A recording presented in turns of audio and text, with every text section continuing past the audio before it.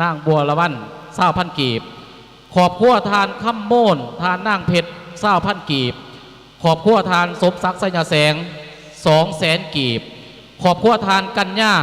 20,000 กีบขอบครัวทานค่ำมี่ทานนางกงตา50,000 กีบขอบครัวทานค่ำกุ๋ยทานนางนก30,000 กีบขอบครัวทานบุญเฮียงทานนางแอนตา20,000 กีบขอบครัวทานสีแพงทานนางสิง30,000 กีบขอบครัวทานวิไลทองทานนางเหียน50,000 กีบขอบครัวทานกี้น้อยทานนางกิน20,000 กีบขอบครัวทานเพชรทานนางจัน30,000 กีบขอบครัวทานข้ามเสียนทานนางวง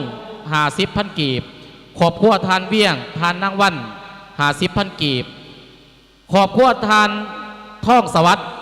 ทานนางไต่ค่ำ50,000 กีบนอกนี่เมนบรรดาไล่ซื้อผู้ประกอบสวนทางด้านพื้นทอนในงานประกวดศิลปะวรรณคดี2018-2019ก้าวเข้าสู่การหับส้มบทฟ้อนและก็เสียงเพลงสลับซับเปลี่ยนจากบทฟ้อนมาสู่เสียงเพลงบัดนี้จากสายหม้อต้นมาสู่สายหม้อปลายจะให้บรรดามาหับส้มบทเพลงจากนักห้องเสียงดีมาจากของ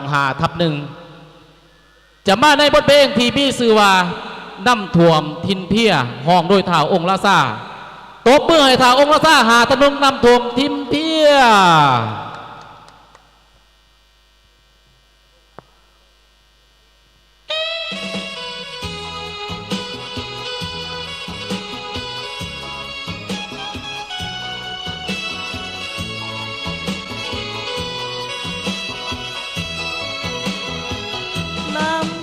ล้นฟังไหลท่วมทางบ้านห้องทินเพียพี่น้องต้องถึกสูญเสีย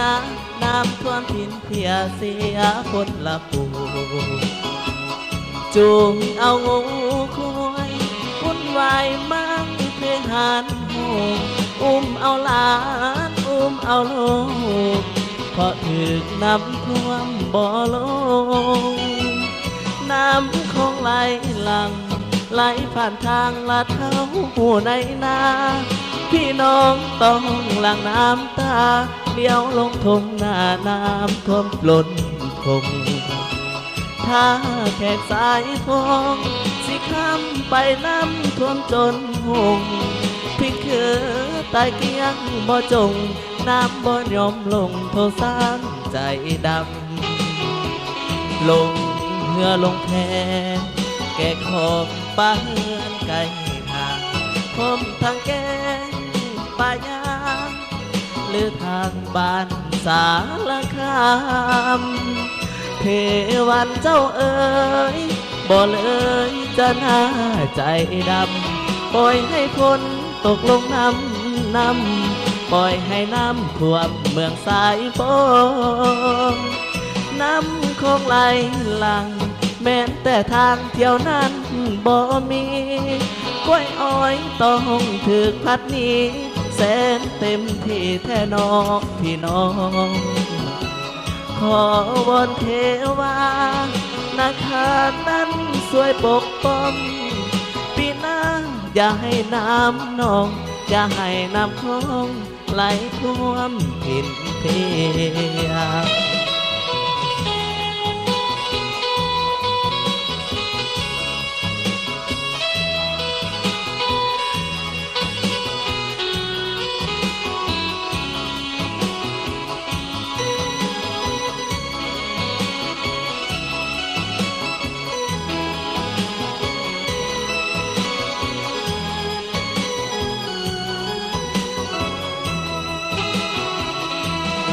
เหือลงแพ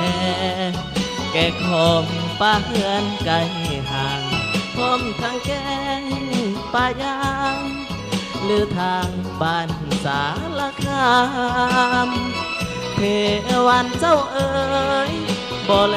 ยจะน่าใจดำปล่อยให้ฝนตกลงน้ำปล่อยให้น้ำท่วมเมืองสายฝนน้ำคงไหลหลังแม้แต่ทางเที่ยวนั้นบ่มีกล้วยอ้อยต้องถึกพัดนี้แสนเต็มที่แท้น้องพี่น้อง ขอวอนเทวา